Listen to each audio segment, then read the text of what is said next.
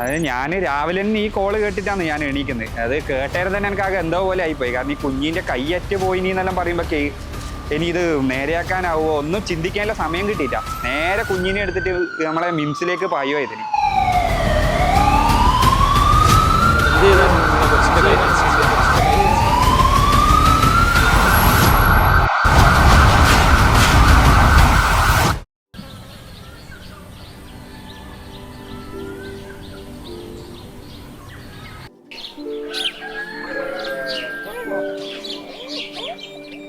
ഞാനിവിടുന്ന് രാവിലെ ഒരു 8:20 കടയിലേക്ക് വർക്ക് ചെയ്യാൻ വേണ്ടി പോയി. അന്നേരം മിച്ചുക്കുട്ടനെ ഇവിടെ ഉറങ്ങിക്കിടക്കുമായിരുന്നു. അപ്പം ഞാൻ ഫെഡറൽ ബാങ്കിലെ പൈസ ഇടാൻ വേണ്ടി അവിടെ ബാങ്കിൽ ATM കയറുമ്പോൾ പെട്ടെന്ന് എനിക്ക് കോൾ വരുന്നു. ഫെബ്രുവരി 1-ാം തീയതി സംഭവം നടക്കുന്നു.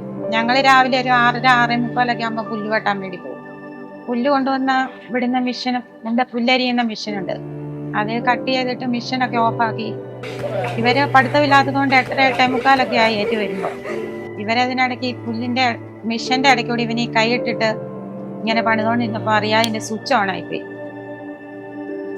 കാർച്ച് മാത്രമേ കേൾക്കുന്നു ഇവിടെ. അപ്പോൾ പെട്ടെന്ന് ഞാൻ വണ്ടി എടുത്ത് വീട്ടിലേക്ക് പോയി. എന്നതൊന്നും സംഭവങ്ങളൊന്നും അറിയുന്നില്ല. ഞാൻ കൊച്ചിനെന്തോ അപകടം പറ്റിയെന്നുള്ള ഒരു ഇത് മനസ്സിലായി. അന്നേരം വണ്ടി എടുത്താൽ പോകുന്നു. എയറോത്ത് എത്തിക്കഴിഞ്ഞപ്പോഴത്തേനും പെട്ടെന്ന് ഞാൻ ഇവിടുന്ന് വീണ്ടും വിളിക്കുന്നു.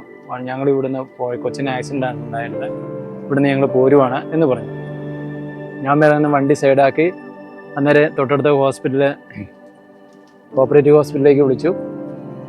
നിങ്ങൾ ആംബുലൻസ് സെറ്റാക്കി നിൽക്കണം, കൊച്ചിന് അപകടം പറ്റിയിട്ടുണ്ട് എന്ന് പറഞ്ഞു. കൈയുടെ പത്തി കയ്യിലില്ല. അന്നേരം പേടിച്ച് കൈ നോക്കിയിട്ട് കാണുന്നില്ല, കൈ അരിഞ്ഞു പോയെന്നാണ് ഞങ്ങൾ വിചാരിക്കുന്നത്. കുറെ നോക്കിയിട്ട് കണ്ടില്ല. പിന്നെ കൊച്ചിനെ കയറ്റി വിട്ടു വണ്ടിക്ക്. വീണ്ടും വന്നോടെ കൈയുടെ തപ്പില്ല. ഞങ്ങൾ തപ്പി ഞാൻ തന്നെ കൈ കണ്ടുപിടിച്ച് അവര് എടുത്ത് ഒരു പ്ലാസ്റ്റിക് കൂടുതൽ കൊഞ്ഞ് കെട്ടി പറയുമ്പോൾ തന്നെ പേടിയാണ്.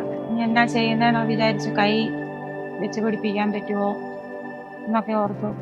അന്നേരം കാറി ആൾക്കാരെല്ലാം വന്നു. ഈ തൊഴിലുറപ്പ് പണി എടുക്കുന്ന ആൾക്കാരെല്ലാം ഇവിടെ ഉണ്ടായിരുന്നു. അവരെല്ലാം കൂടെ കാറി ഇപ്പോൾ അയൽവക്കത്തുള്ളവരെല്ലാം ഓടി വന്നു. കൈ ഇവിടെ അറ്റുപോയ കൈ എടുത്തിട്ടില്ല. അന്നേരം ഞാൻ വീണ്ടും ഇവിടുന്ന് ഇങ്ങോട്ട് വിളിക്കുന്നു. വിളിച്ച് കഴിഞ്ഞിട്ട് ഇവിടെ ഉള്ളവർ പറഞ്ഞ് കൈ എടുത്തിട്ട് വേണം, നിങ്ങൾ പെട്ടെന്ന് വരണം എന്ന് പറഞ്ഞു. അപ്പോൾ ആശുപത്രിയിലെത്തി.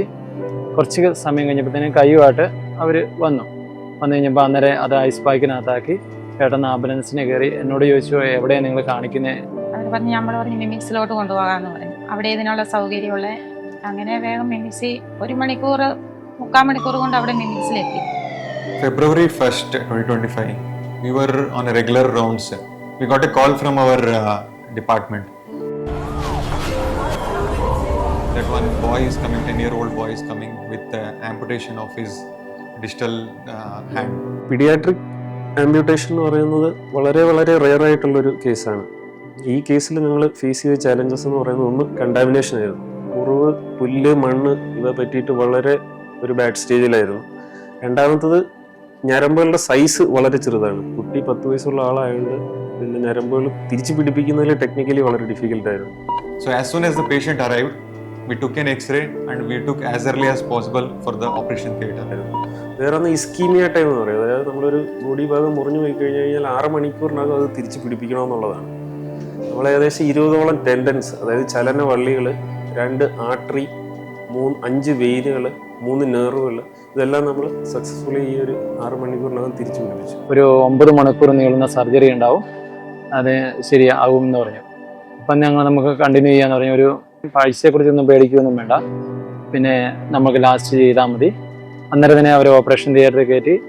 പിന്നെ ഒരു 8 മണിയോടുകൂടി വൈകുന്നേരം 8 മണിയോടുകൂടി ഓപ്പറേഷൻ ചെയ്ത് പുറത്ത് ഞങ്ങളെ കാണിക്കുകയും ചെയ്തു.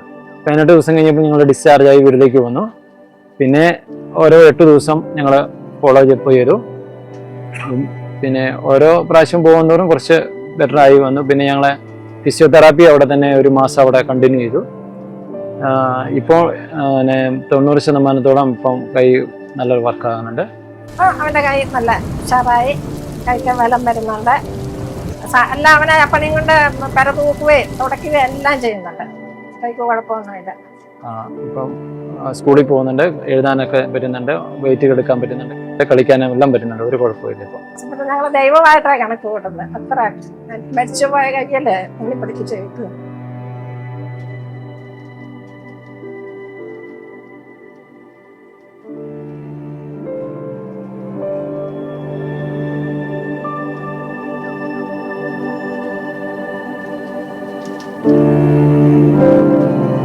കൈ സാധാരണ രീതിയിലാക്കി സർജറിയിലൂടെ ചെയ്ത ഡോക്ടേഴ്സിന്, നഴ്സുമാർക്ക് എല്ലാവർക്കും ഒരുപാട് നന്ദി.